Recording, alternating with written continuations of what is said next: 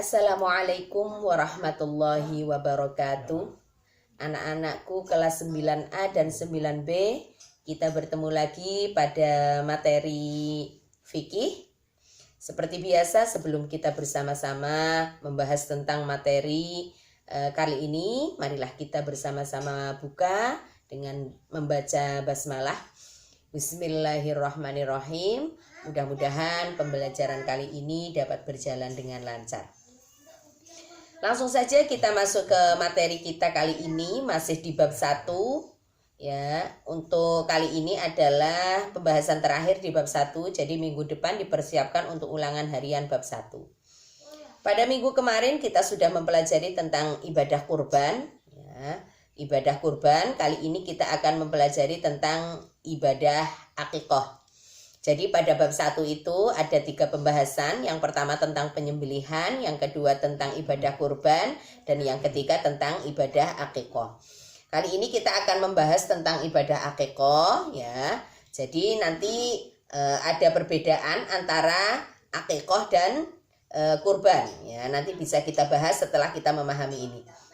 Kemarin kita sudah mempelajari tentang ibadah kurban. Ibadah kurban adalah ibadah, ya, penyembelihan hewan yang dilakukan pada tanggal 10, 11, 12 dan 13 Zulhijjah, semata-mata untuk mengharap ridho Allah dan mendekatkan diri kepada Allah, dengan niat untuk mendekatkan diri kepada Allah. Itu tentang ibadah kurban dengan berbagai macam syaratnya kemarin sudah dipelajari, ya, diingat-ingat, dibaca. Kita masuk ke materi kali ini, yaitu tentang ibadah akikah. Sebelum kita masuk ke beberapa poin yang akan kita bahas, yang pertama perlu kita ketahui bahwa ibadah akikah ini merupakan salah satu ibadah yang disarankan di dalam Al-Quran sebagai bentuk rasa syukur orang tua terhadap kelahiran anaknya, ya. Makanya nanti ada istilah akikah. Pengertian dari akikah secara bahasa adalah rambut yang tumbuh di kepala bayi yang baru lahir, ya, itu secara bahasanya. Jadi akikah itu secara bahasa adalah rambut yang baru tumbuh di kepala anak yang baru lahir, itu menurut bahasa. Di halaman 15, ya, dilihat. Untuk pengertian secara istilahnya, yaitu akikah berarti penyembelihan binatang ternak berkenaan dengan kelahiran anak sebagai bukti rasa syukur kepada Allah dengan syarat-syarat tertentu.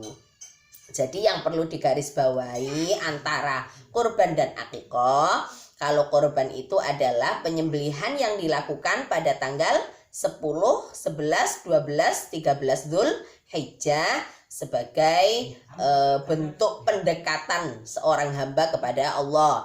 Berbeda dengan akikah, penyembelihan hewan yang dilakukan berkenaan dengan kelahiran anak sebagai rasa syukur kepada Allah. Itu perbedaan pengertian antara kurban dan akikah. Setelah itu kita akan melihat lagi pada hadis Rasul di sini berkenaan dengan disyariatkannya ibadah akikah, yaitu hadis yang diriwayatkan oleh At-Tirmidzi yang berbunyi Bismillahirrahmanirrahim, wa an Samurata radhiyallahu anhu anna Rasulullah sallallahu alaihi wasallam qala kullu ghulamin murtahanun bi aqiqatihi tudbahu anhu yawma sabi'ihi wa yulhaqu wa yusamma. Anak yang baru lahir masih tergadai sampai disembelihkan baginya akikah pada hari ke-7 dari hari kelahirannya, dan hari itu juga hendaknya dicukur rambutnya dan diberi nama. Ini sebagai dalil, ya, diperintahkannya melakukan ibadah akikah, bahwa Rasulullah bersabda, ya, anak yang baru lahir itu masih tergadaikan sampai, ya, anak tersebut disembelihkan akikah, ya, binatang untuk akikah. Ya, maksud di sini, maksud tergadai di sini adalah sebagai nanti akikah ini sebagai jaminan yang harus ditebus untuk membayar utang. Maksud tergadai di sini adalah tergadai dari syafaat anak memberikan syafaat kepada orang tua ketika nanti sudah meninggal itu ya.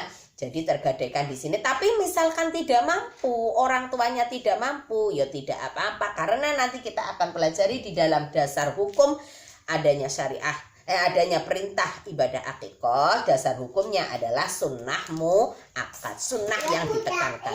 Jadi bagi yang mampu, ya disarankan untuk memberikan akikoh kepada anaknya, kelahiran anaknya sebagai bentuk syukur ya. Jadi hukumnya sunnah muakkad.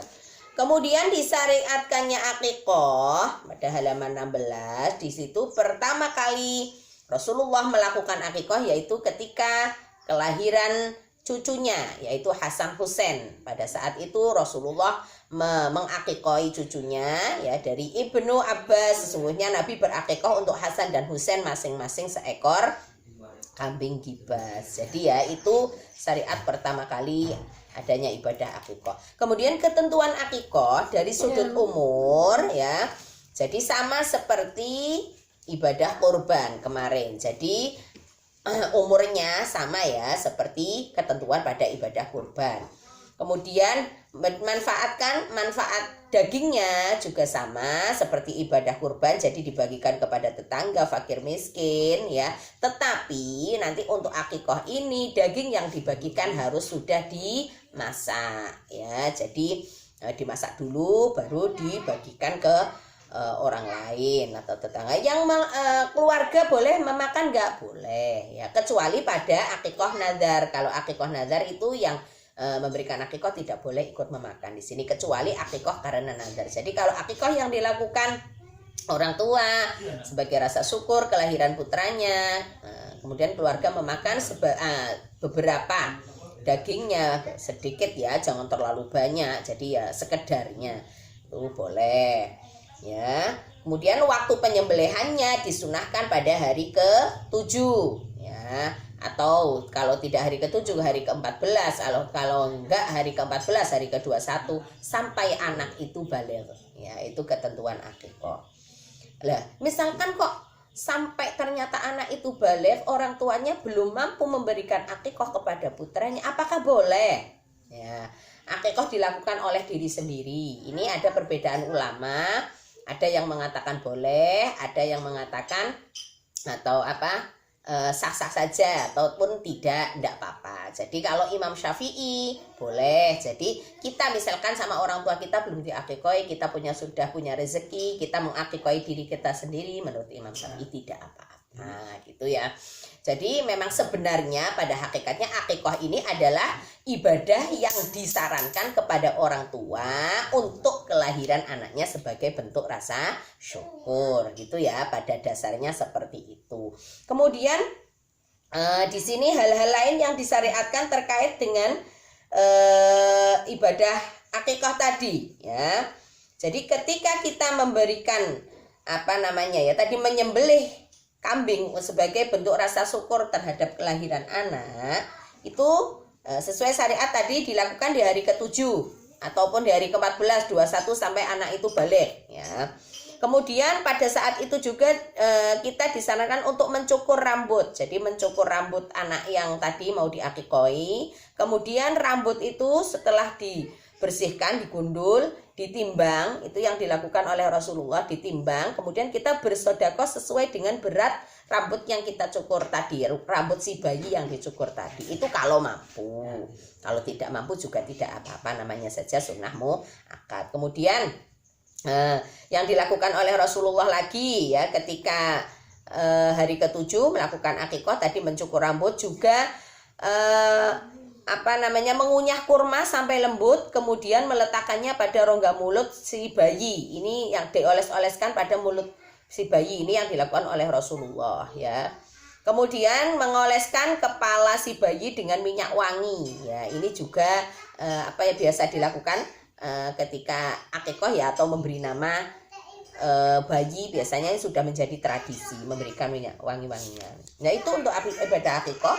Kemudian hikmahnya, adapun hikmah dari akikah yang pertama sebagai bentuk takorrub, ya tentu saja untuk mendekatkan diri kepada Allah, karena ibadah akikah ini merupakan rasa syukur kita kepada Allah terhadap kelahiran putranya. Kemudian menambah kecintaan kita, menambahkan kecintaan anak pada orang tua. Jadi nanti akan adanya ikatan antara orang tua dan anak. Itu salah satu hikmahnya, mewujudkan hubungan yang baik dengan tetangga. Jadi dengan bersedekah kita akan membina